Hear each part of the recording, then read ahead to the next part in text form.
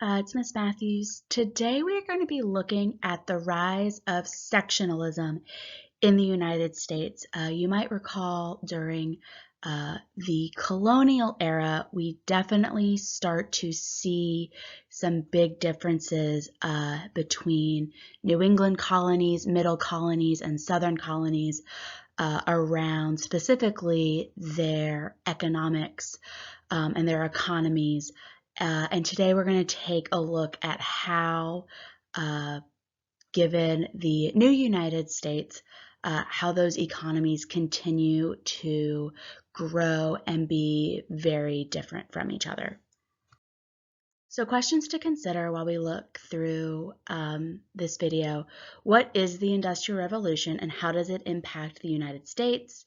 How did the Embargo Act of 1807 and the War of 1812 help spark the Industrial Revolution in the United States? And finally, how did the economies in the North and South further divide the United States along regional lines? We've got some key terms here. Again, make sure you are looking for these in bold and blue text to help you take notes. So a quick review of the Industrial Revolution.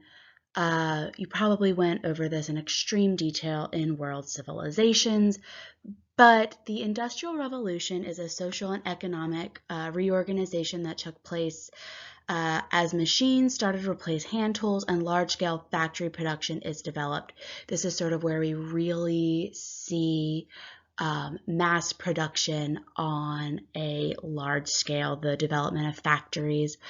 The Industrial Revolution first starts in Great Britain. We see that the Industrial Revolution leads to a lot of innovation, a lot of people inventing various machinery, various parts of machinery, and using that machinery to mass produce goods. And we start to see that the British merchants start to build the first factories. So the U.S. economy, after the American Revolution, sort of as it was starting out, we really see that international trade is the foundation of the American economy. We see that those former colonies who had really developed economies around cash crops in the South, around shipping in the North, we really see that that trade is the foundation of the American economy. Cash crops aren't the only thing being sold. We also see various agricultural products like grains, tobacco being sold as well. But we're going to see very quickly that two things, the Embargo Act of 1807 and then the War of 1812, 5 years later, really starts to shift the U.S. economy away from relying on international trade. So the Embargo Act of 1807 basically stops all U.S. exports. Jefferson thought a U.S. embargo would sort of force Britain and France to respect its rights as a country. France and Britain sort of, as a result of the Napoleonic Wars, were sort of using the United States as a middleman, and Thomas Jefferson trying to make sure that the United States is sort of protected, sort of takes this measure to stop all exports of U.S. goods. And this Embargo Act is a disaster for the U.S. economy. Again, exports, international trade is the foundation for the U.S. economy at this time. And so stopping that trade is going to have a devastating effect on the U.S. economy. We see that in 1807, U.S. exports equaled $108 million, but the following year, once the embargo is enacted, it's down to $22 million. And we really see that New England, those northern states, is the most affected because they have built their regional economy around shipping and sort of buying and selling goods. About 5 years later, we see the beginning of the War of 1812 between the United States and Great Britain. Northern states are opposed to this war, while southern and western states sort of sought out this war. But we see, as a result of this conflict, the British Navy actually blockades much of the coastline, again, limiting that trade, limiting what comes in to the United States, and especially limiting what goes out of the United States. And the U.S. really starts to think about how dependent they are on other countries for goods and services, how much they are relying on trade as a foundation of the economy. And we start to see that those thoughts are going to become actual change. So here on this side, we can sort of see the blockade. We can see sort of up and down the coastline here from sort of what is now modern day Maine to South Carolina. The British Navy has a blockade. They are not allowing ships past that line to go and trade overseas. So these two acts, and especially that Embargo Act of 1807, are really what spark the Industrial Revolution in the United States. New England, those northern states, are really hit hard by that Embargo Act. They have based their entire regional economy around shipping and foreign trade. Unlike the southern states, sort of large-scale agriculture is not an option in New England. It won't be highly profitable. The agriculture that we do see in those New England states at this time is really just small family farms, not really something that you can build a thriving economy around. So we start to see in New England sort of this shift to manufacturing. We see that the first successful mechanized textile factory is opened in 1793 in Rhode Island, and New England begins to manufacture textiles. We see many factories are built, especially in Lowell, Massachusetts, and they begin competing with Great Britain. And factories slowly become the new centers of industry. The work that people were doing at their homes, spinning thread, making cloth, all of that is now moving to the factories. There's no one is sort of doing that on a small scale in their home anymore.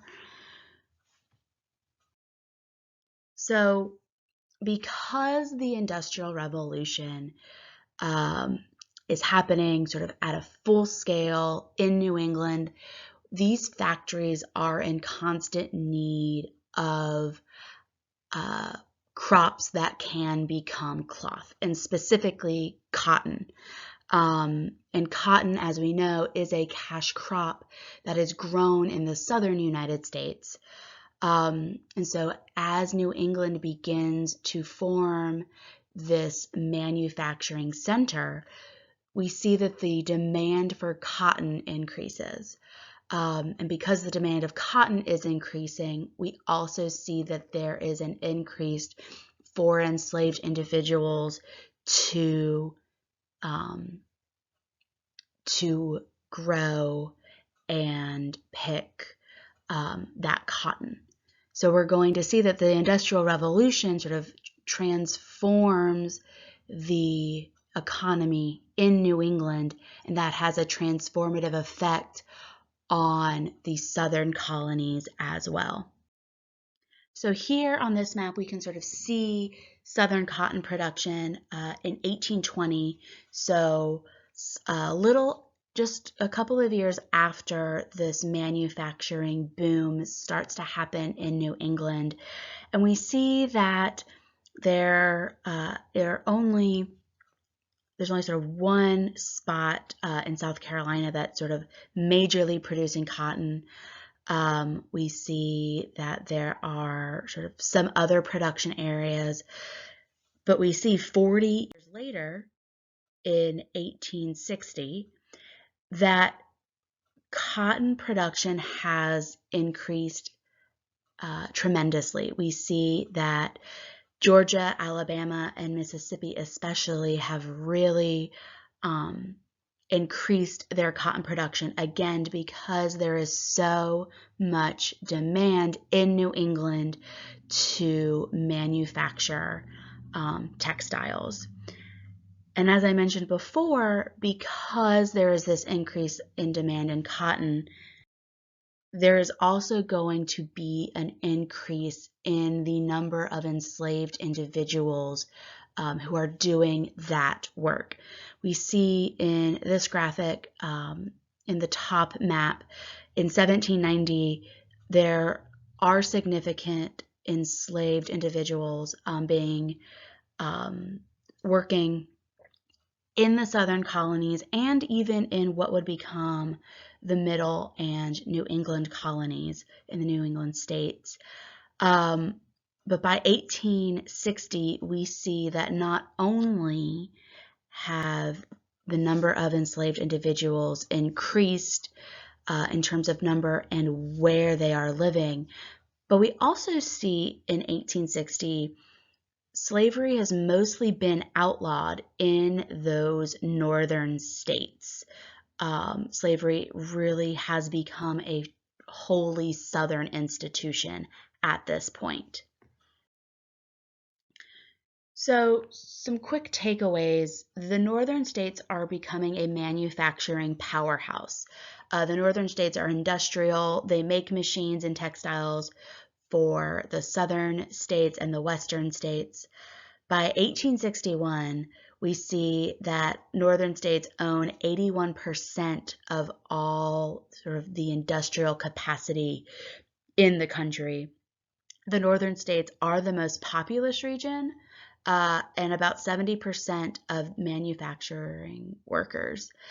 And because the North has industrialized, we see that the need for slavery has increased. And by 1804, almost all northern states have voluntarily abolished slavery.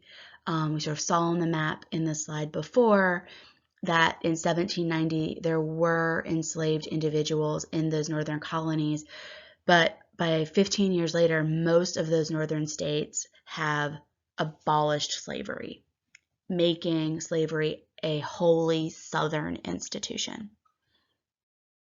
So southern states, they are the cash crop powerhouse. They are growing cotton for export to New England and Britain. The invention of the cotton gin makes cotton more profitable. That plus the Industrial Revolution sort of makes cotton the go-to cash crop during this time. And those southern states do rely on slavery for that booming cotton crop. They rely on enslaved individuals to do that work. And we see that there is a dramatic increase of enslaved individuals from 1790 to 1860. The southern states are very resistant to change to its economy and culture, which is part of the reason why they don't industrialize. They sort of stay very rural, very agricultural. They have little incentive to industrialize because other places have industrialized and they are still sort of reaping the profits without changing their way of life. And finally, the western states, sort of the newer states that we see be established in the aftermath of the American Revolution, they become an agricultural powerhouse. They have grain and livestock production. They really become the nation's breadbasket. They are providing the food needed to sort of keep the United States going.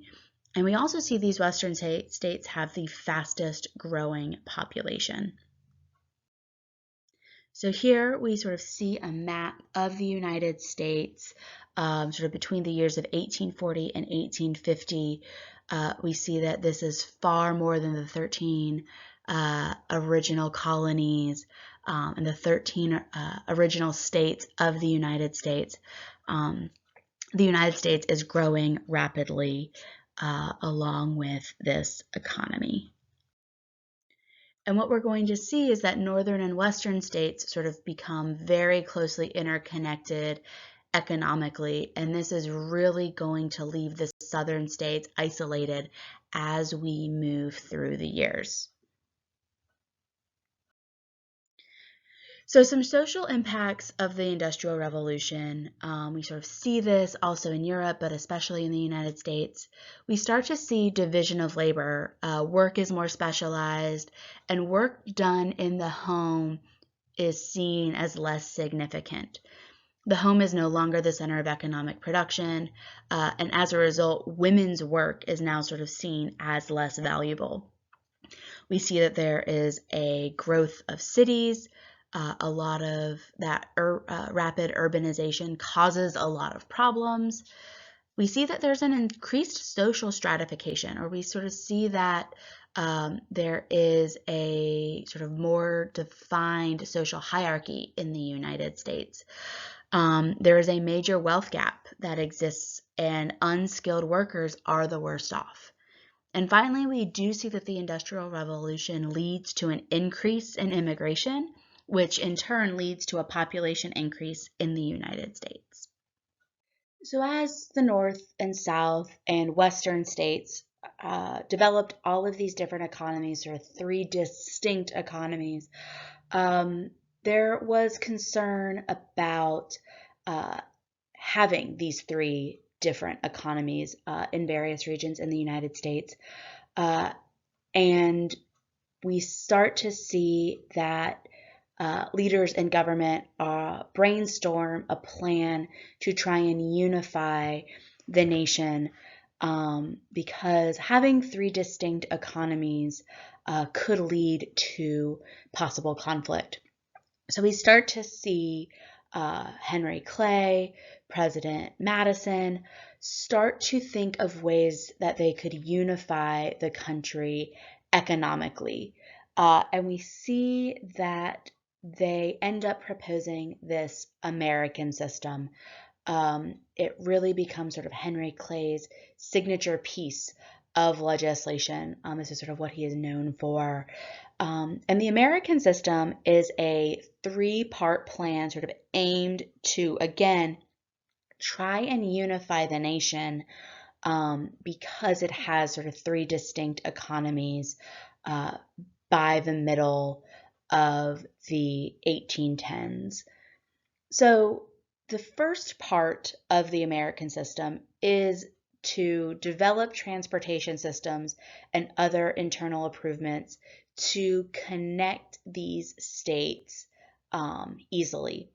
And part of these internal improvements, they would be funded by the federal government. So the federal government would give states money to improve their infrastructure, to encourage them to improve their infrastructure.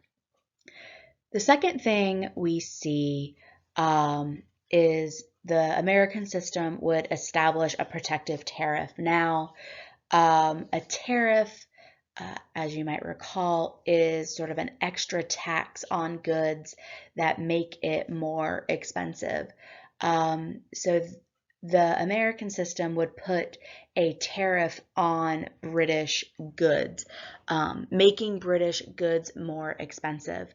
Because now that the United States has its own manufacturing center up in the northern states, they are going to face competition from the British sort of in the same markets, sort of selling the same goods.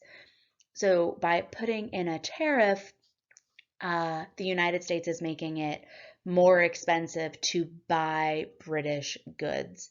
They are encouraging people to buy American because American goods would be cheaper if there is a tariff on British goods. So establishing a tariff to protect U.S. manufacturing. And then the third thing is reestablishing a national bank. Now, hopefully you remember having a national bank, or the BUS, the Bank of the United States. That is a cornerstone of Hamilton's financial plan that is passed in 1790. And the first Bank of the United States is chartered for only 20 years. And so it is established in 1790. That charter is up in 1810, and it is not renewed by James Madison. So when the War of 1812 happens, we start to see how much that bank sort of really holds together the economy in the United States. And so Madison, sort of realizing his mistake, decides to try to reestablish it, hoping to improve the economy in the United States. And so what we're going to see is Congress only passes two parts of this American system. They pass the tariff to protect U.S. manufacturing, and they also reestablish the national bank. The internal improvements are left up to the states. And we do see that states do take that initiative and do build canals and roads and really improve their infrastructure on their own, even without federal funds. But what we are going to see is the newest transportation system, the railroad, those are funded by the national government. And very soon we will see that those railroads now connect many parts of the United States. So some key takeaways for this video.